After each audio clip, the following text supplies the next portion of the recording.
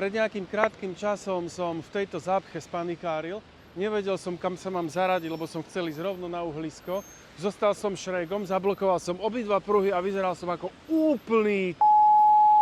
Tieto zápchy sa tu vytvárajú vďaka tomu, že tí, ktorí chcú ísť rovno smerom na uhlisko, tak sa ich nastavia toľko, že potom už nie je možné prejsť plynule odbočením vpravo smer Zvolen.